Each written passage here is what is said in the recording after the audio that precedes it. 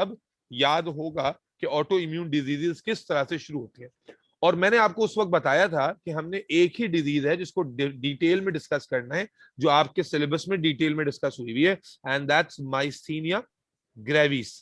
तो आज हम लोग डायरेक्टली उसी कंडीशन से शुरू करते हैं। रेहा, आपने कॉलेज में पढ़ा हुआ है ऑलरेडी?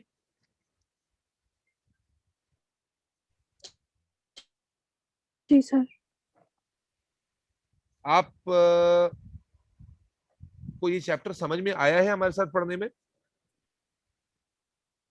आपके साथ पढ़ने में आ गया सर। स्क्रीन आ रही है मेरी, खत्म हो गई? चलिए गई। नहीं आ रही सर। ताज्जुब है कि मैं पिछली 2 क्लासेस ले चुका हूँ, उसमें तो कोई मुझे मसले का सामना नहीं हुआ, और अभी ये बार बार गूगल वन नोट मुसीबत बंद हो जा रहा है। चलें जी, आ गई ये स्क्रीन, चलें शुरू कर रहे हैं। तो हम लोग डायरेक्टली बात शुरू करते हैं माइस्थीनिया ग्रेविस से। मैं चाह रहा था कि मैं डायरेक्टली शुरू कर लूं, लेकिन मेरे दिमाग में अभी अभी ख्याल आया कि क्यों ना जो पिछली क्लास में आपको बातें बताई थी उनमें से रैंडमली कुछ बातें आपसे पूछ ली जाएं, तो मालूम चल जाए कि जो गला फाड़ा गया था उसका कोई बेनिफिट भी हुआ था या नहीं। तो इसलिए मुझे जल्दी से राहीला शकील से ही पहला सवाल पूछना है कि राहीला शकील, आप मुझे ये बता दें जल्दी से कि सप्रेसर टी सेल्स का काम क्या होता है? Actually, it lower the autoimmune. Basically, it very important play a role in the autoimmune system. इसके अलावा ये करता है कि ये इम्यून सिस्टम को जो है ये कम करता है, लो करता है। लो उस करता है? सूरत में कि जब जो टी सेल्स जो है मैच्योर होते हैं, जो कुछ टी सेल्स जो है वो हेल्दी सेल्स पे अटैक कर रहे होते हैं, तो उसमें सप्रेस जी, सेल जो है वो ये बड़ा इंपॉर्टेंट रोल अब प्ले आई करता आप, है। अब घुमा के जो आपने अब आखिरी छक्का लगाया है ना, ये आ गया एग्जाम का मार्क आपके पास, कि जो टी सेल हेल्दी सेल को इफेक्ट कर सकते हैं उनकी एक्टिविटी को उन मेक श्योर करता है कि वो ना करें और उनको बचाता है। ये आपने एग्जाम का मार्क स्कोरिंग पॉइंट कह दिया। थैंक यू सो मच जी। रेहा फातिमा, आप ये बताइएगा कि जो साइटोकाइंस है ये क्या होता है? साइटोकाइंस क्या चीज होती है बेटा? So these are released by T helper cells and they cause proliferation of T cells. Okay, so can I say कि भाई cytokines indirectly are responsible to increase the antibody concentration in your body? Is this false Yes, or true? sir. It's true. It's true. Okay. Uzair Hanif ये बताओ बेटा कि तुम्हें confusion तो नहीं है इस चैप्टर में? अच्छे से एक एक चीज सेपरेटली समझ में आई है तुम्हें?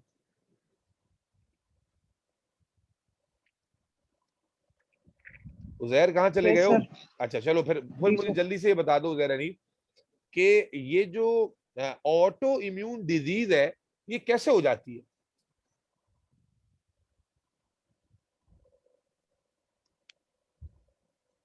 Can I? नहीं रुक जाए, सबकी बारी है ना। ऑटो इम्यून डिजीजेस कैसे हो जाती हैं? क्या उसके पीछे का बेसिक सा मैकेनिज्म है, जरा ब्रीफली बताइए उजैर हनीफ। सर सेल्स की मैच्योरेशन नहीं। यार उजैर, इंतहाई कोई घटिया नेट तुम इस्तेमाल कर रहे हो पिछले 1 महीने से। अब आज आप बता दें। टी लिम्फोसाइट्स की ट्रेनिंग सही से नहीं हो पाती, जिसकी वजह से वो हेल्दी सेल्स को भी अटैक कर लेते हैं। नहीं ये तो आप एग्जाम में ऐसे तो नहीं नहीं लिखेंगे, ऐसे नहीं मिलेंगे मार्क्स। जरा तरीके से लिखना पड़ेगा, या आपने लब्बे लुबाब नहीं बताना, जरा तरीके से बताना है, जरा तरीके वाले वर्ड्स लेकर आ जाएं। जी कोई और? नरमीन नोमान।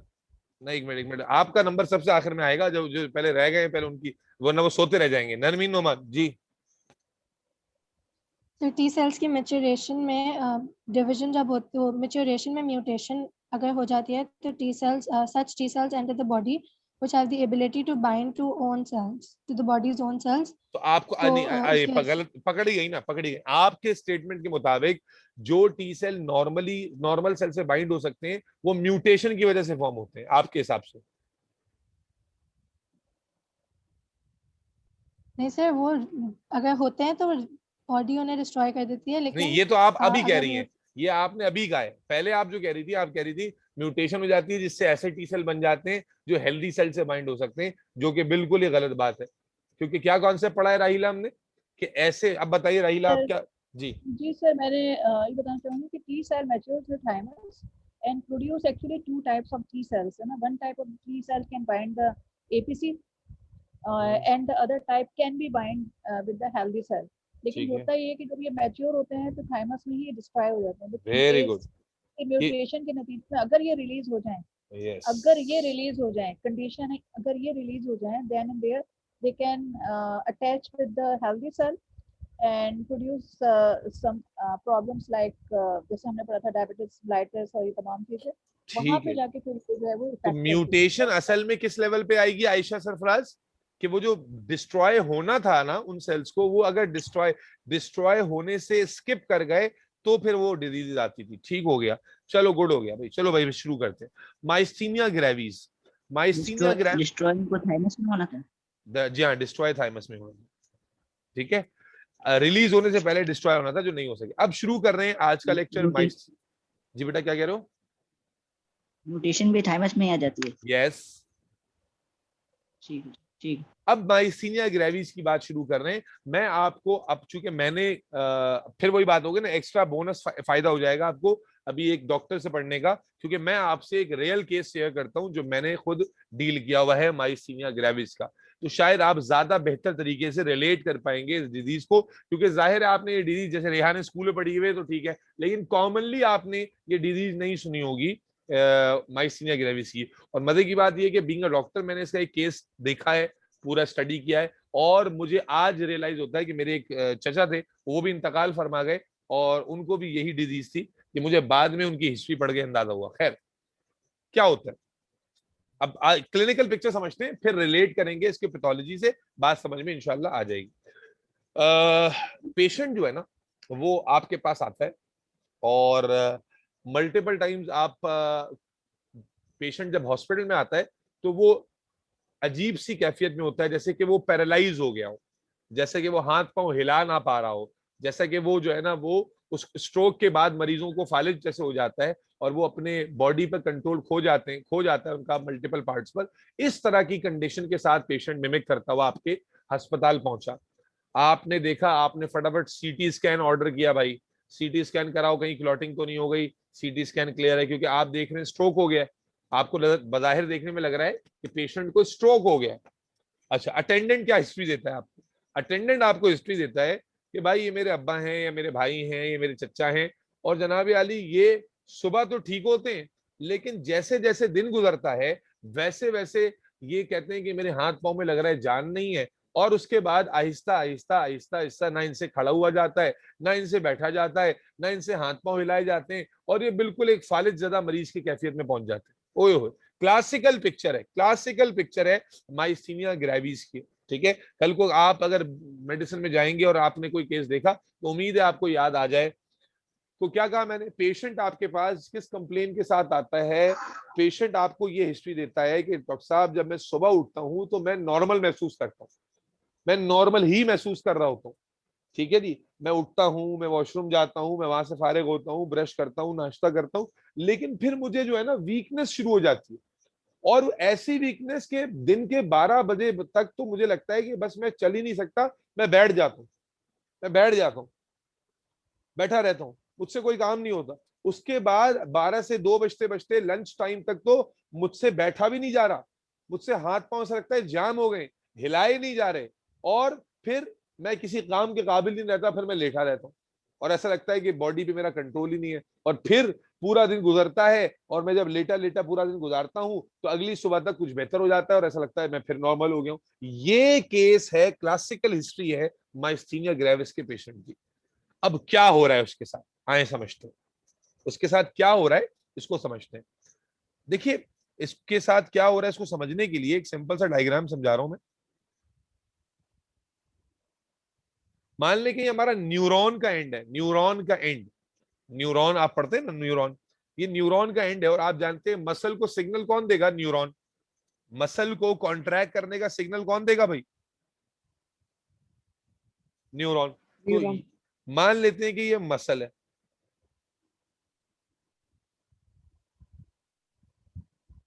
ठीक है भाई, ये नीचे क्या है? ओहो,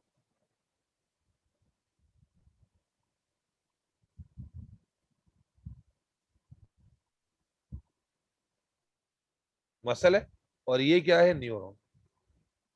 अब थोड़ी देर के लिए माइसीनिया ग्रेविस को भूल जाएं, जरा नॉर्मल बातें करते हैं।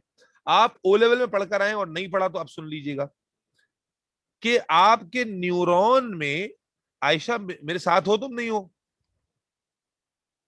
जी। आपके न्यूरॉन के अंदर इस तरह के कुछ सैक्स, कुछ थैलियां होती हैं। मैं थोड़ा डेप्थ में जा रहा हूं, वरना आपको जो बुक वाली बात है वो मजेदार तरीके से समझ में नहीं आएगी। और जब मैंने क्लिनिकल केस भी रख दिया है तो मेरा काम है बच्चे समझाऊं मैं। तो ये इस तरह के ना कुछ सैक्स होते हैं, इनको हम कहते हैं साइनेप्टिक वेसिकल्स। साइनेप्टिक वेसिकल्स, अगर नाम याद ना भी रहे तो गुजारा हो जाएगा, थैलियां तो याद रहेगा। इनके अंदर केमिकल भरा होता है, और ये केमिकल का नाम आप ओ लेवल में पढ़कर आए। और A2 में अब अभी आप गए नहीं है, वरना A2 में तो बहुत डिटेल में है। आबाद भाई, कुछ याद है आपको? सोडियम पोटेशियम पंप, नहीं नहीं नहीं सोडियम पोटेशियम पंप, नहीं नहीं भाई, sodium potassium pump. Neurotransmitter. Neurotransmitters. जी, न्यूरोट्रांसमीटर्स। न्यूरोट्रांसमीटर्स। तो क्या कहा मैंने, वन नोट फिर से बंद हो गया है, तो पता नहीं क्या हो गया, ये मुसीबत आपकी क्लास में क्यों आन पड़ी है। 2 मिनट वेट कर लीजिए, आ गई स्क्रीन, आ जाए तो बताइएगा मुझे। तो है स्क्रीन, स्क्रीन है मेरे पास, तो वन नोट बंद हो गया भाई। नहीं है। अच्छा, तो आपको स्क्रीन पे नजर आ रहा है कि ये जो इनके अंदर क्या होते हैं, केमिकल भरे होते हैं, जिनको हम लोग कहते हैं न्यूरो ट्रांसमीटर। Neuro transmitter. बेटा ये, अबे यार क्या मुसीबत है। हेलो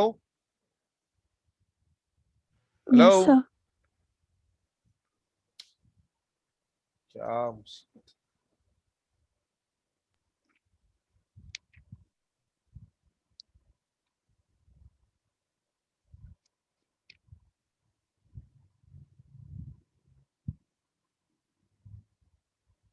स्क्रीन आ रही है मेरी? जी सर। Yes, sir. अच्छा जी, न्यूरो ट्रांसमीटर है।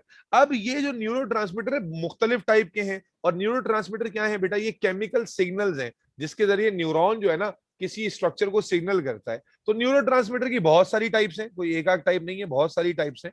इनमें से एक न्यूरो ट्रांसमीटर जो बहुत कॉमन है वो है acetylcholine. Acetylcholine, acetyl choline.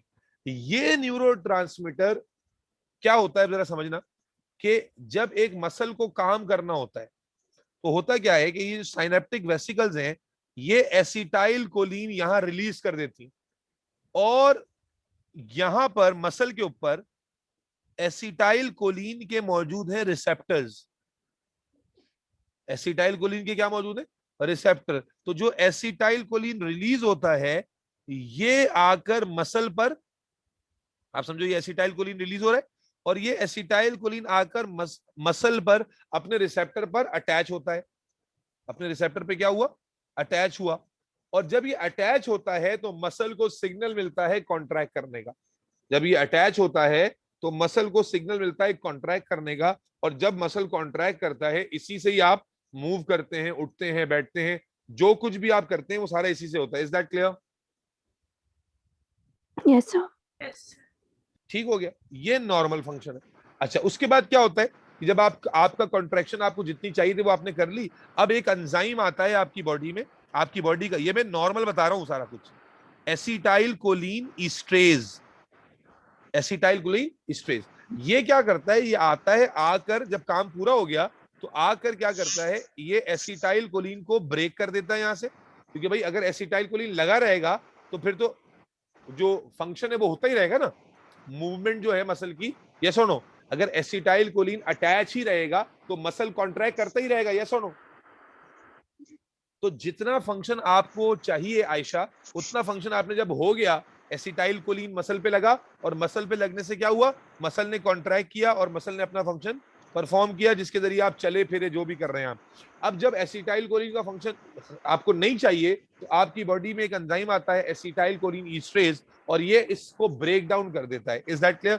और जब ये ब्रेक डाउन हो जाता है तो ये वापस जो है ना वो सक कर लिया जाता है, ये वापस सक कर लिया जाता है, और दोबारा से फिर साइनेप्टिक वेसिकल में स्टोर होता है। ये नॉर्मल फंक्शन है।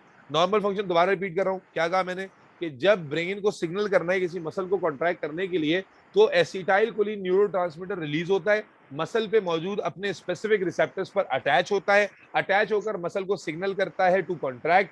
जब कॉन्ट्रैक्शन रिक्वायर जो है वो पूरी हो जाती है तो एसिटाइल कोलिन ईस्ट्रेज एंजाइम रिलीज होता है। वो एंजाइम क्या करता है, इसको ब्रेक करता है और ये वापस सक हो जाता है और मसल रिलैक्स हो जाता है। Is that clear? Yes, sir. Is this clear to everybody? Aisha, Abad, Yes, Zair, Reha, Narmeen, Rahila? Yes, sir. अच्छा, जी सर। अब मेरे बच्चे इस डिजीज में क्या होता है, अब डिजीज की बात करने लगा हूं। अब डिजीज की बात करो बेटा। इस डिजीज में क्या होता है आप अच्छे से जानते हैं कि जो टी सेल है, अगर टी सेल बच जाए तो क्या ये साइटोकाइंस के जरिए एंटीबॉडीज को ट्रिगर कर सकते हैं? बोलो भाई। Yes, sir. भाई अभी हम पढ़ चुके हैं ना कि टी सेल जो है वो साइटोकाइंस के जरिए एंटीबॉडी, अभी आपसे मैंने सवाल भी किसी से पूछा था तो उसने कहा हाँ भाई सही बात है ये कि टी सेल जो है वो साइटोकाइंस का रिलीज करा कर एंटीबॉडीज को ट्रिगर कर सकते हैं। राहीला, यस और नो? जी ठीक है। अब क्या होता है बेटा, माइस्थीनिया ग्रेविस में ये जो एंटीबॉडीज है ना, ये स्पेसिफिकली ये अगेंस्ट दीज रिसेप्टर्स बन जाती हैं, अगेंस्ट दीज रिसेप्टर्स। ये जो रिसेप्टर मौजूद है ना, ये वाला एसिटाइल कोलिन का, ये जो रिसेप्टर मौजूद है, एंटीबॉडीज इसके अगेंस्ट में बढ़ जाती है। और क्या करती है एंटीबॉडीज कि एंटीबॉडीज इन रिसेप्टर्स को डिस्ट्रॉय करती है। एंटीबॉडी क्या करती है, रिसेप्टर्स को डिस्ट्रॉय। Is that clear? जी।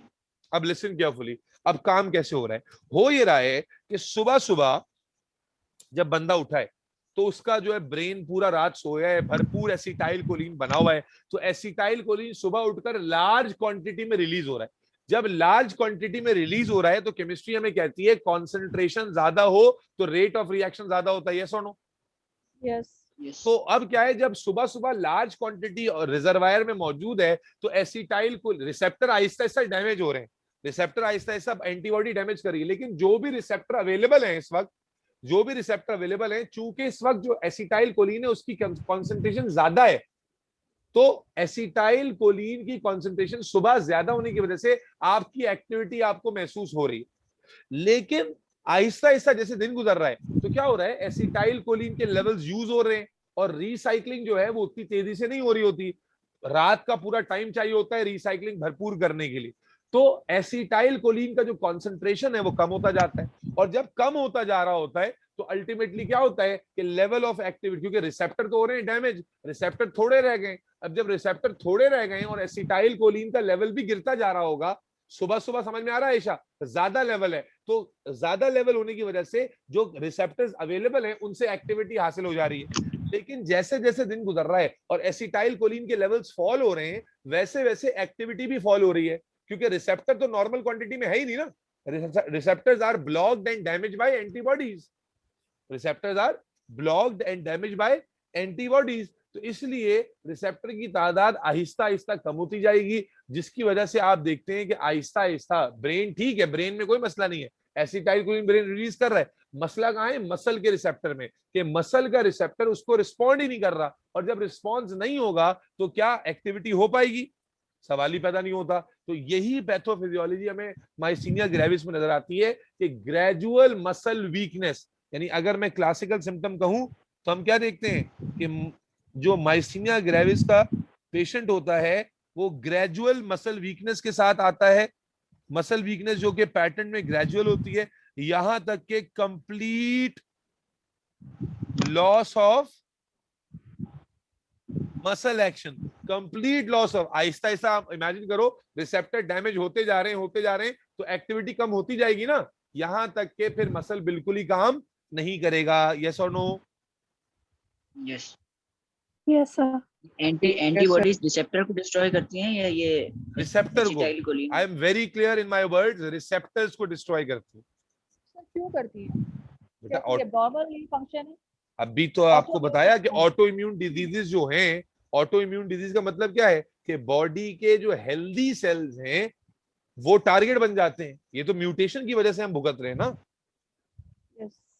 ये तो रीजन तो आपको ऑलरेडी मालूम है, ये तो एबनॉर्मेलिटी है कि एंटीबॉडीज जो हैं ये रिसेप्टर्स, टी सेल नहीं डिस्ट्रॉय कर रहे, टी सेल ने एंटीबॉडीज बनवाई हैं जो डिस्ट्रॉय कर रही हैं। Is that clear? ये याद रखना इस बारे में। ठीक हो गया? Yes, क्या? sir. अच्छा, इसमें one of the most common symptom जो आप पहले ऑब्जर्व करते हैं वो होता है ड्रूपिंग ऑफ आईलिड्स। जब बंदा आपके पास आता है, आप गूगल करिएगा या बुक में भी बनी हुई है कि आपकी जो आईलिड्स हैं ये आपको, आप देखें, मुसलसल कॉन्ट्रैक्टेड रखनी पड़ती है ना। आंख खोलने का मतलब जब आप आंख बंद करेंगे तो आईलिड रिलैक्स हो जाएगी। तो अब माइस्थीनिया ग्रेविस के पेशेंट में चूंकि प्रॉपर मसल कॉन्ट्रैक्शन तो हो नहीं रही, तो इसीलिए उसकी जो आंखें हैं ये पूरी खोलना उसके लिए बड़ा मुश्किल होता है। तो उसकी आंखें कैसी होंगी आप समझ गए कि आईलिड्स उसकी ड्रूप हुई हुई होंगी, यानी कि जैसे आप नींद से उठते हैं और आधी आंखें खोलते हैं वैसे ही उसकी नॉर्मल आंखें खुली होंगी। क्यों? क्योंकि उसमें मसल उतना पावरफुल रहा नहीं है, क्योंकि मसल को उतना एसिटाइल कोलिन एक्शन नहीं मिल रहा। तो जब मसल की कॉन्ट्रैक्शन जो है वो उस लेवल की हो ही नहीं रही, जब उस लेवल की कॉन्ट्रैक्शन नहीं हो रही तो आपको one of the most classical symptoms initially जो नजर आता है वो होता है drooping of eyelids. Patient comes to you with a complain of gradual muscle weakness throughout the day और ड्रूप्ड आईलिड्स के साथ आता है।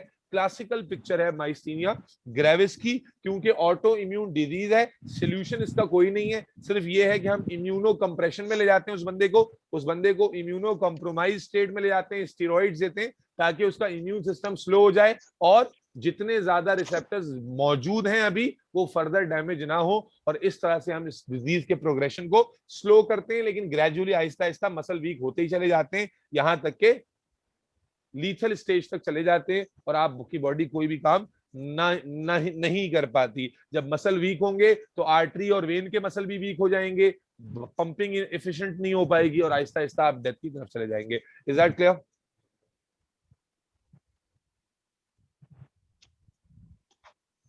जी भाई। Antibodies Yes, sir. Antibodies receptor को ऑक्यूपाई कर लेंगी या डिस्ट्रॉय कर देंगी? Occupy, blocked and destroy, they block and destroy. ठीक है, they block and destroy these receptors for specific to acetylcholine, resulting in low activity of acetylcholine over receptors। क्योंकि और मैंने आपको क्लिनिकली बताया कि सुबह वो बेहतर क्यों महसूस कर रहा है, क्योंकि एसिटाइलकोलिन का कॉन्सेंट्रेशन ज्यादा होता है। दिन भर जैसे गुजरेगा उसकी वीकनेस बढ़ती जाएगी, क्योंकि एसिटाइलकोलिन की रिसाइकलिंग उतनी तेजी से नहीं हो रही होती और रिसेप्टर कम हो रहे होते हैं। तो अल्टीमेटली वो लेवल ऑफ एक्टिविटी जो उसे नॉर्मल फंक्शनिंग के लिए चाहिए वो उसे महसूस नहीं होगा, तो इसलिए वो वीकनेस महसूस करेगा। R be all clear? Yes Yes, sir. Ji, myasthenia gravis से रिलेटेड कोई क्वेश्चन हो तो अभी पूछें।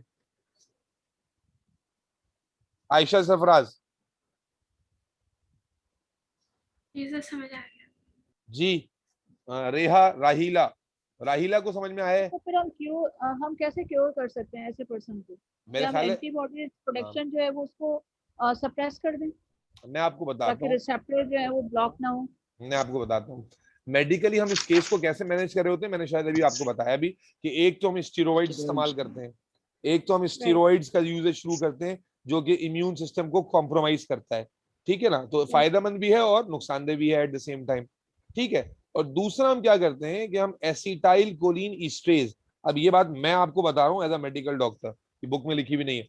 एसिटाइल कोलिन ईस्ट्रेज याद है, अभी मैंने बताया था ये एक एंजाइम है जो एसिटाइल कोलिन को ब्रेक करता है। Yes, sir. तो हम ऐसी दवाएं देते हैं जिनमें high content of acetyl choline esterase हो। अब आप बोले यार ये क्या बात हुई, एसिटाइल कोलिन की एक्टिविटी तो वैसे ही कम हो रही है और आप ऊपर से इसको तोड़ने वाला एंजाइम दे रहे हैं। भाई हम इसलिए तोड़ने वाले एंजाइम दे रहे हैं जितना जल्दी एसिटाइल कोलिन टूटेगा उतनी जल्दी रिसाइकल होगा, और जितनी जल्दी रिसाइकल होगा उतनी ज्यादा कॉन्सेंट्रेशन एसिटाइल कोलिन की मेंटेन रहेगी। यस और नो? Yes Yes, sir. समझे ये लिंक? राहिला समझ में आया लिंक या नहीं आया जी सर। कि सर, एसिटाइल ये को? जो हाँ बोले। ये जो डिजीज है तो क्या इसमें जो ये कैटलिस्ट है, मतलब ये जो आप कह रहे हैं ना, मतलब क्या कहते हैं यार, कैटलिस्ट है, तो क्या ये इसका लेवल भी कम हो जाता है जिसकी वजह से ये जो मसल्स जो कॉन्ट्रैक्ट हो रहे हैं? नहीं आप समझे नहीं, satisfy नहीं ये कर रहा। वही हो रहा है जो इंसुलिन, Satisfying। नहीं आप सुन, अब मेरी सुन लीजिएगा। ये वही एक्टिविटी हो रही है जो आपके टाइप 2 डायबिटीज में होती है। हमारा जो टाइप 2 जो कॉमन डायबिटीज है वो कैसे होता है, उसमें इंसुलिन का मसला थोड़ी होता है, उसमें मसला किसका होता है, रिसेप्टर्स का, रिसेप्टर सेंसिटिविटी का मसला होता है। वही मसला यहाँ हो रहा है, इंसुलिन में थोड़ी मसला होता है कोई भी। इसी तरह यहाँ एसिटाइल कोलिन में कोई मसला नहीं होता, मसला होता है रिसेप्टर में। हाँ, लेकिन क्योंकि बॉडी एडेप्टिव नेचर की है तो लॉन्ग टर्म केस में जब हम देखते हैं बॉडी क्या देखती है कि मैं इंसुलिन बनाए जा रही हूँ और रिसेप्टर रिस्पॉन्ड नहीं कर रहे। इसी तरह यहाँ क्या देखेगा न्यूरॉन कि मैं एसिटाइल कोलिन रिलीज किए जा रहा हूँ लेकिन रिस्पॉन्स नहीं आ रहा, तो फिर ग्रेजुअली इंसुलिन की सिक्रीशन कम होना शुरू हो जाती है, ग्रेजुअली एसिटाइल कोलिन के लेवल्स कम होना शुरू हो जाते हैं, जो कि एक और ज्यादा बड़ा प्रॉब्लम हो जाता है। तो वो ग्रेजुअल होगा एडेप्टेशन की वजह से, वरना खुद एसिटाइल कोलिन में कोई मसला नहीं। I hope I answered your question. Yeah. जी उजैर हनीफ, कोई सवाल है? Uzair, No, sir. राहिला, कोई क्वेश्चन है बेटा?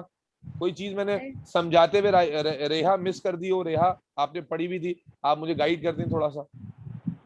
सर मैंने पढ़ी हुई थी लेकिन मुझे आता नहीं था, तो अभी मुझे आ नहीं गया पता। समझ में? जी अब आ गया सर। चलो बेहतरीन हो गया। चलो टॉपिक खत्म ऑटो इम्यून डिजीज का, लास्ट टॉपिक स्टार्ट कर रहा हूँ बेटा। लास्ट टॉपिक शुरू कर रहे हैं चैप्टर का, और वो है टाइप्स। ये इंतहाई कंफ्यूजिंग टॉपिक है लेकिन आपको मैं एग्जांपल से समझाऊंगा तो इंशाल्लाह बात बिल्कुल पप्पू बच्चा समझ में आ जाएगी। टाइप्स ऑफ इम्यूनिटी, इसमें बड़ा बच्चे कंफ्यूजन का शिकार रहते हैं, तो इसको हम समझाएंगे, मैं अपने पैटर्न में समझाऊंगा, ठीक है ना। बुक में सब अलग अलग लिखा हुआ है जिसकी वजह से आप ज्यादा ही कंफ्यूज जाते हैं, तो मैं इसको एक फ्लो चार्ट में समझाऊंगा तो आप बेहतर तरीके से समझ पाएंगे। हम इम्यूनिटी को दो हिस्सों में कैटेगराइज कर लेते हैं, एक होती है एक्टिव इम्यूनिटी और एक होती है पैसिव इम्यूनिटी। एक्टिव इम्यूनिटी और पैसिव इम्यूनिटी में ही पहले आवाम फंस जाती है कि भाई क्या है, आसान कर देता हूं आपके लिए। एक्टिव इम्यूनिटी हम किसे कहते हैं? वो इम्यूनिटी जो हमेशा एक्टिव रहेगी, आपकी बॉडी की वो इम्यूनिटी जो हमेशा हमेशा काम की रहेगी, हमेशा एक्टिव रहेगी, उसे आप एक्टिव इम्यूनिटी कहते हैं। और कौन सी इम्यूनिटी जो हमेशा एक्टिव रहे? जो आपने खुद डेवलप की हो, जो इम्यूनिटी आपकी बॉडी खुद डेवलप करेगी ना, वो हमेशा रहेगी। भाई आपको एक इल्म खुद से आपने सीख लिया, वो आपको हमेशा याद रहेगा। समझ में आ रही बात? तो एक्टिव को ऐसे याद रखिएगा कि एक्टिव इम्यूनिटी वो इम्यूनिटी है जो हमेशा एक्टिव रहेगी। और कौन सी इम्यूनिटी है जो हमेशा एक्टिव रहेगी? जो आपकी अपनी बॉडी ने डेवलप की हो। Am I clear? अच्छा, अब आ जाए पैसिव। Yes, तो sir. पैसिव इम्यूनिटी, अच्छा इसका मतलब है एक्टिव इम्यूनिटी के लिए मैं एक वर्ड दे सकता हूं कि ये परमानेंट इम्यूनिटी है। क्या ख्याल है? हाँ भाई, डज दिस मेक सेंस? अच्छा, पैसिव क्या है? पैसिव इम्यूनिटी वो है जो आपने भाड़े पर ली है, हमेशा के लिए नहीं है। आपने ये इम्यूनिटी भाड़े पर ली है, कुछ दिनों की बात है, ठीक, कुछ दिनों के लिए आपने किराए पे ली हुई है। और ये इम्यूनिटी जो है, ये जाहिर है कि नाम से जाहिर हो रहा है, भाड़े पे ली हुई है, तो क्या है? टेम्पररी इम्यूनिटी है। तो ये कौन सी इम्यूनिटी होती है? जो असल में आपकी बॉडी ने डेवलप नहीं की होती, आपने किसी और से ली होती है। अब जब तक मैं ऐसे बताता रहूंगा आपके जहन में बात बैठेगी नहीं, एग्जाम्पल से समझाऊंगा तो बात बैठेगी। तो अभी थोड़ी देर के लिए जरा होल्ड करके रखें, एग्जाम्पल मैं दूंगा और उसी से ही याद रखना है आपने।